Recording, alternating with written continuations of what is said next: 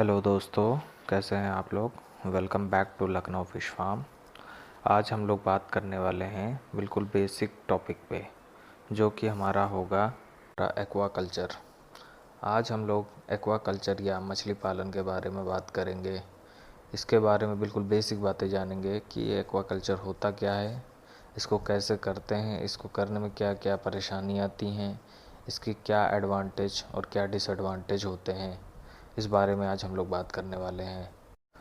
Aqua culture या fish culture से हम लोग ये समझ सकते हैं कि जैसे कि हमारी एक फार्मिंग होती है पेड़ की या वीट राइस इन सब की फार्मिंग होती है, उसी तरह हमारी फ़िश की भी एक फार्मिंग होती है। इसमें हम लोग मैन मेड पॉन्ड या नेचुरल पॉन्ड में इसका कल्टीवेशन करते हैं, कंट्रोल अमाउंट में इसका कल्टीवेशन करते हैं।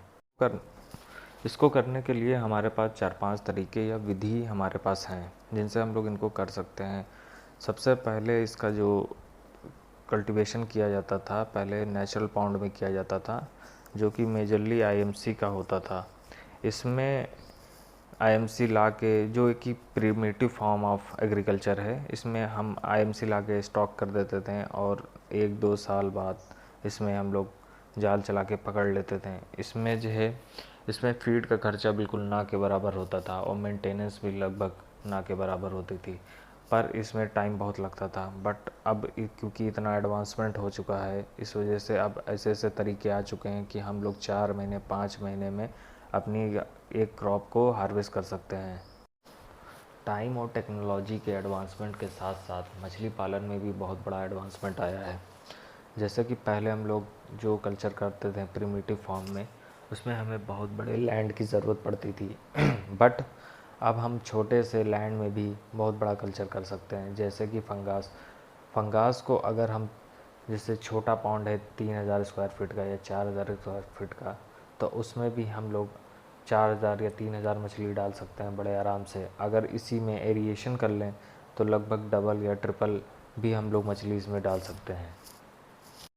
मछली पालन के बहुत सारी विधि हैं, बट अभी ये 4-5 विधि बहुत पॉपुलर हो रही। जैसे कि हमारा मैन मेड पॉन्ड हो गया, बायोफ्लॉक हो गया, आरएएस हो गया और हमारा केज कल्चर हो गया। इन सभी तरीक़ों के अपने अलग अलग एडवांटेज और डिसएडवांटेज हैं। सभी की अपनी अलग ज़रूरत है। जैसे कि अगर कोई बंदा सिटी में कल्चर करना चाह रहा है और उसके पास लैंड नहीं है, तो वो मैन मेड पॉन्ड नहीं बना सकता। वो आरएएस कर सकता है या फिर बायोफ्लॉक कर सकता है। मैन मेड पॉन्ड तो बिल्कुल भी नहीं कर सकता। केज कल्चर की अगर हम लोग बात करें तो केज कल्चर नदियों में होता है, उसके लिए हमें नदी चाहिए होती है और नदी तो कोई बना नहीं सकता।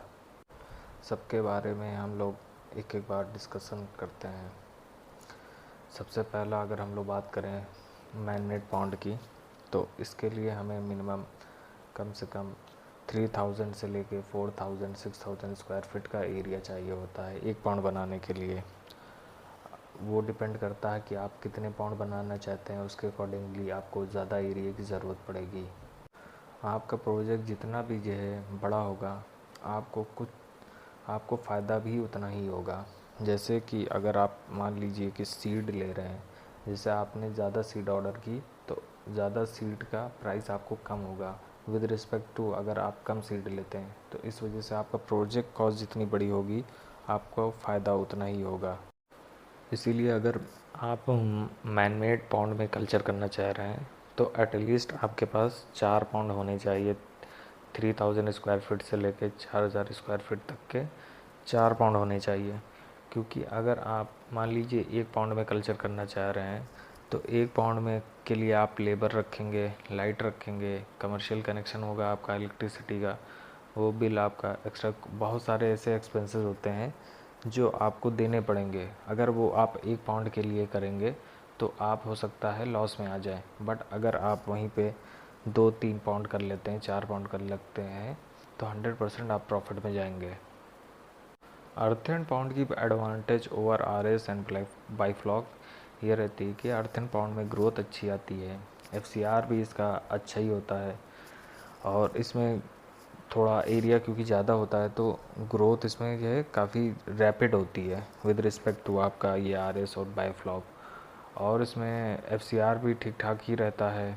और अगर इसमें बात की जाए कि क्या है इसका थोड़ा मेंटेनेंस की अगर हम बात करें तो इसकी मेंटेनेंस थोड़ी कम होती है, क्योंकि बायोफ्लॉक में आपको रेगुलर वाटर चेकअप करना पड़ता है, मगर इसमें इतना आपको चेकअप करने की ज़रूरत नहीं रहती है, क्योंकि बड़ी वाटर बॉडी होती है तो इतनी जल्दी आसानी से चेंज नहीं होती है इसके वाटर पैरामीटर।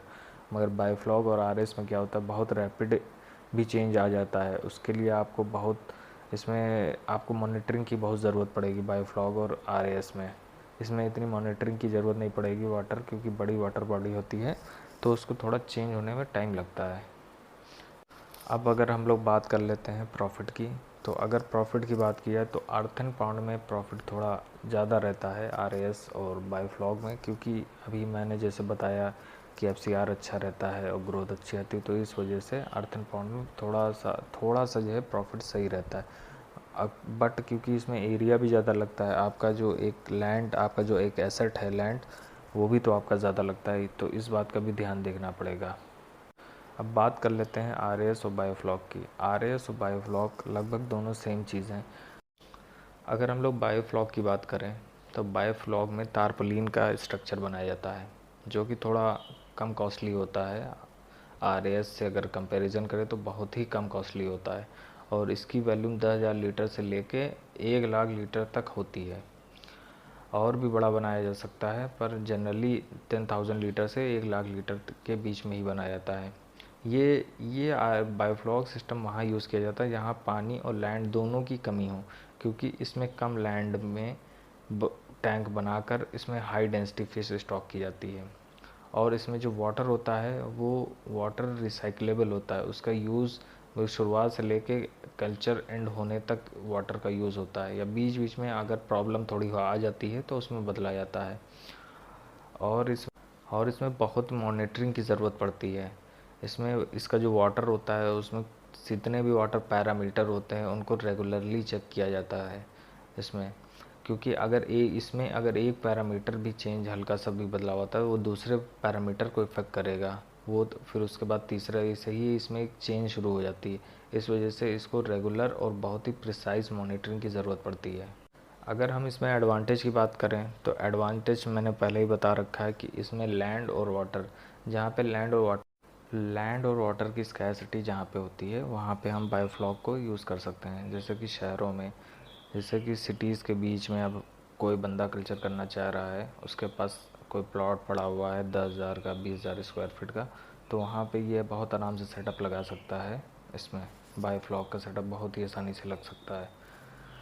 और अब अगर हम बात करें आरएएस की, तो आरएएस भी सेम बहुत हद तक बायोफ्लॉक की तरह है, बस उसमें जो स्ट्रक्चर रहता है वो परमानेंट रहता है, कंक्रीट का रहता है।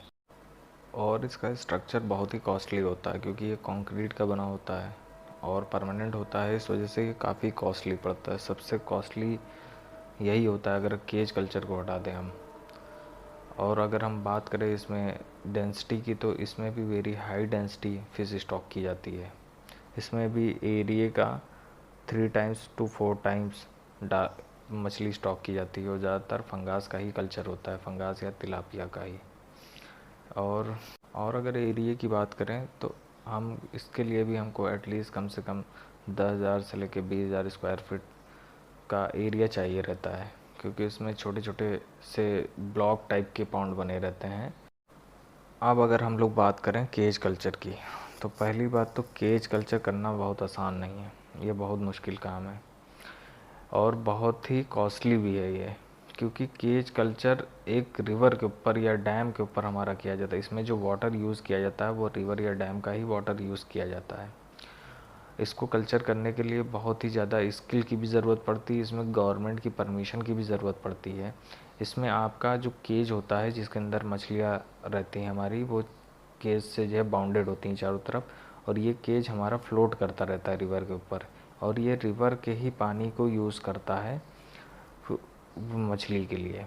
और ये रिवर का पानी क्योंकि जो है बहुत ही फ्रेश होता है और अच्छी क्वालिटी का होता है, तो इस वजह से इसमें कोई बीमारियां नहीं होती। इसका सबसे पहला एडवांटेज ये होता है कि इसमें कोई बीमारियां मछलियों में नहीं होती, बहुत लो रिस्क पे रहता है। बट इसमें जो फीडिंग हम लोगों की लगती है, फीडिंग थोड़ी ज़्यादा हो जाती है, केज कल्चर जो करा जाता है वो इंडिया में बहुत कम ही लोग कर पाए हैं इसको करने के लिए बहुत ज़्यादा स्किल की ज़रूरत पड़ती है और बहुत ट्रेनिंग की ज़रूरत पड़ती है। इसलिए इंडिया में शायद ही बहुत कम जगह पे हो रहा है, ज़्यादातर महाराष्ट्र में ये होता है। अपने यूपी में भी शायद 1-2 जगह शायद हो रहा हो, इसके बारे में मुझे पता नहीं है अभी फ़िलहाल। तो ये रहा एक छोटा सा ओवरव्यू कि फ़िश कल्चर हम लोग कितनी तरीके से कर सकते हैं। ये हमने 4-5 तरीक़ों से डिस्कस किया। ये एक छोटा सा ओवरव्यू था जिसमें हमने एडवांटेज और डिसएडवांटेज के बारे में बात की। अभी हम लोग जो हमारी नेक्स्ट वीडियो होगी उसमें हम लोग ओवरऑल कल्चर के बारे में बात करेंगे कि फ़िश कल्चर में एडवांटेज और डिसएडवांटेज क्या क्या होती हैं, उसके बारे में बात करेंगे। अभी के लिए फ़िलहाल इतना ही। मिलते हैं अगले वीडियो में। Bye bye.